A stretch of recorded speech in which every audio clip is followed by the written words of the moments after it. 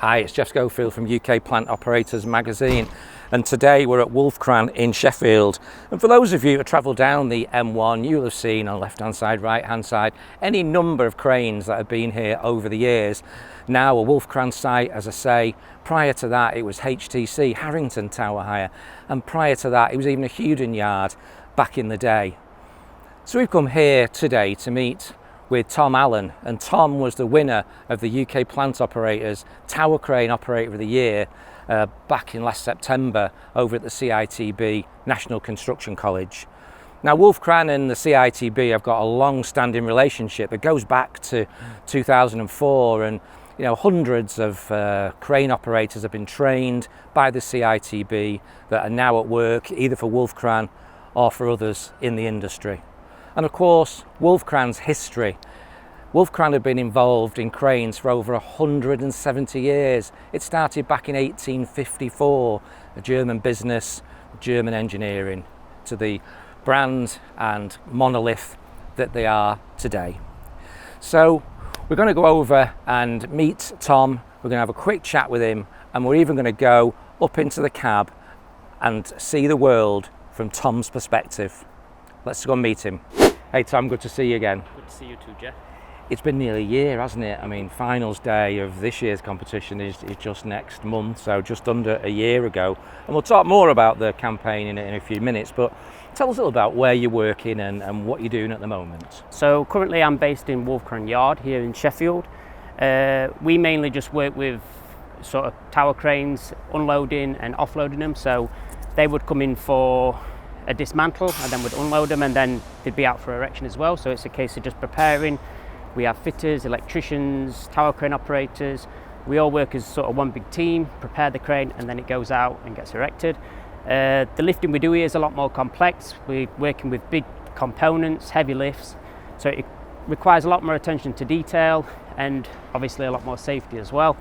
But here at Wolfkran we always have a good supportive team around us, and people you can learn from and people you can watch, and many mentors in the yard and out on site as well. So you're always learning, you're always improving here. And were you doing this job prior to joining the campaign last year? Or were you out on site then? No, I was in the yard prior to the campaign last year. Right. Okay, so we've mentioned the competition a couple of times. Now you are, of course, the reigning champion, the Tower Crane Operator of 2023. So tell us a little bit about what it was like during last year's campaign and why you entered. So I entered the competition because it's a way of kind of showcasing, your skills and how competent you are in the industry.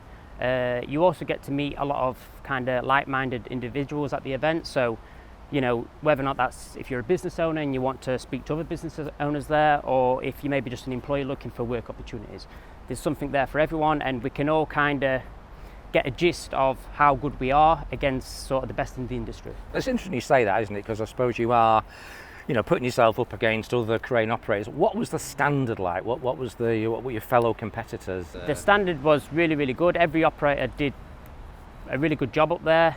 Obviously the nerves can get the better of you because you have people watching, and it's a big event. So you may be on site, you may be up a crane and feel comfortable in what you do every single day. You get up there, you've got 2 minutes to familiarise yourself with the crane, and then it's kind of off you go. And if you do let them nerves get the better of you, then you may make mistakes and it could just end in a disaster. So it's one thing that can really test you. And just tell us a little bit, for those that weren't there and maybe thinking about coming along this year or indeed entering, what were you asked to do? What did the challenge involve? So the challenge entailed, we first started with kind of a W, which kind of represented Wolfkran, the company I work for. And you had to sort of slowly and steady go through this W without knocking anything over. If you did knock something over, you get points deducted or time deducted. And then it's just a case of moving the load from each point and landing it accurately as you can, and also as quick as you can, because you're up against the clock as well. So you sort of go around the route, and then finally you land it down and the clock stops. And how were you judged? Who was judging it, and how was that? So the judges was a fellow working at CITB and another colleague of mine working here, Jonathan Parker. They kind of judged you based on how steady you was, how much you could control the load, and just making sure that there was no swings, and whatnot, and that's all taken into consideration for the final sort of judging. Yeah. And I do know the answer to this, but you tell everybody. So you're going to come back, I understand, for this year's campaign. What would you say to anybody that's thinking about? There's still time to enter the Crane Operator of the Year competition. What would you say to anybody that's thinking about entering? So I think for many, they always believe that, oh, it may be too far for me to travel, I may not even win anyway, but it's a full day out for sort of anyone, families, friends, and I think you more have to have a mindset of you're there to meet people, you're there to sort of build relationships with different people, and it's kind of just a fun day out. You know, obviously you have to be in it to win it, but even if you don't win it, it's still a great day out. I mean, there was a good cash prize on offer, as there is this year. It was $2,500, I think it was, yeah. which was nice. I don't want to know what you spent it on, but I believe when you got back here after winning, there was you spent a little bit of it here. Tell me about that. So obviously, I wouldn't even be in the competition without Wolfkran. So I thought the only right thing to do is kind of share the winnings. Let's say not all the winnings, but a little bit of the winnings with the team, and just as a sort of a thanks for the development I get here and the opportunities I get here, because Wolfkran always kind of... So what did you get then? What was the... So the grand prize was £2,000. Yeah. And what did you buy when you came back here? So when I came back here, I basically asked everyone what we'd like, and we all just said we'll all have fish and chips. So it was a mass order for everybody. A mass order of fish and chips, and you picked up the tab. Yeah, the chip shop was happy. Put it that way. I bet they were. So a great gesture though. That's for sure. Justin, it's been good to catch up with Tom here in Sheffield. Now, what we're going to do, Tom, now is go up in the cab. We're going to look at it's a Luffing 500B crane. It's the one that's behind us. We're going to go up into the cab and we're going to have a conversation about what happens on your sort of day-to-day activity.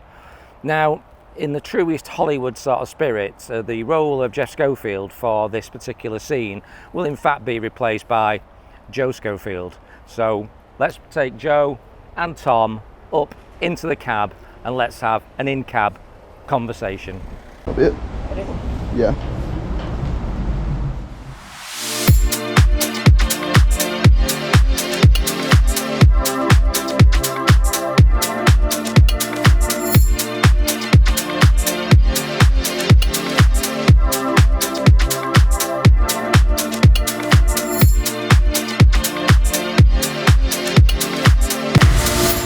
Wow, that was some journey to the top of the crane. Can you tell me how many steps there was to take us to the top? So this crane is around 40 metres high, but some cranes can go a lot higher. It all depends on obviously the size of the project, how high the building needs to be, and that sort of dictate the height of the crane. So how long have you been a crane operator for, Tom? So around 7 years, going on 8 years now. I did my apprenticeship at the National Construction College in Bircham, Newton. I've mainly always stayed with Wolfkran. They've been good to me. They offer many opportunities, and they've always been a company what innovates every single year, develops its employees, and it's a place where you can always learn and keep improving. Could you tell me about the various controls in the cab? So in regards to your controls, you have your left lever here, and that is to slow the crane. You can also back notch the crane to slow the crane down, and then on your right hand side you have your hoist, so you can hoist up and down. And then as well as the hoist, depending on what sort of crane we're working with, so if it's a luffing crane, you can luff up and down with this left hand lever. And then if it's a saddle jib crane, then it's called a trolley, and you'd be trolleying in and out. So what's the lifting capacity of this crane? So this crane in particular can lift up to around 30 tonne, around 21 metres, and then it can also lift around 9.5 tonne all the way at 50 metres. The cranes we use in the yard are a lot more heavy lifting cranes, hence the reason of that sort of load it can lift. If you're out on site, some lift a lot less, some lift a lot more. What safety features are built in to stop you from lifting something heavier than you should? So we have an amber light which shows that you're approaching the capacity of what the crane can lift, and then we have a red overload light, which basically means that the crane cannot go any further and needs to be taken back into a safe state. What technology is in the cab to make it safe and improve performance? So what we have in most cabs is called a RCI, so that stands for Rated Capacity Indicator. So that basically tells us how much we can lift, what radius we're currently at, and what we can lift at that radius. In some cranes now we also have block cams, which enable us to see what the guys are doing on the ground. It makes it safer for them, and it also makes it safer for us. What challenges does the wind provide, and when does it stop you from working? So in the crane industry we do have wind off speeds, which enable us to know when is safe and not safe to operate the crane. When the winds do get too high, the crane will normally set off an alarm which indicates to the operator it is becoming unsafe to operate the crane. Is there a maximum number of hours in a day or week of where you can operate the crane? So most construction sites operate based on 10 hours. So maybe some sites, when they need more work doing, will work to 12 and onwards, but as you can imagine, the longer hours you do, your attention span becomes shorter and shorter, and it may become unsafe. So what's the typical day of a crane operator? The typical day of a crane operator, we'd normally start between 6 a.m. to around 7:30 a.m. depending on what site you're on. We work with multiple different contractors on the site because most people need the crane, so whether or not that's steel fixers, scaffolders, bricklayers. We'd normally always work with a banksman. They'll work with the contractors on the ground and explain to us what lifts need doing. So everyone asks astronauts this question: what do you do when you're up here and nature calls? So this is a very, very common question to most people who aren't in the industry, and as grim as it may sound, that we do bring normally plastic bottles up with us and use that to go to the toilet. And if nature calls for anything else, then normally most people would have to climb down the crane.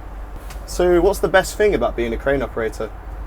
So the best thing about being a crane operator is you get to work with various different contractors, different workers, and meet new people constantly. Most operators work all over the country on different projects, different people, and any one day is always different and exciting. So what's the first thing people say when they know what you do for a living? So the first thing most people always say is, how do you get up there? And the follow-on question from that normally is, where do you go to the toilet? So it's been good to chat to you, Tom. Let's get back down now, back on solid ground. Perfect, let's go. It's going to be weird doing it backwards.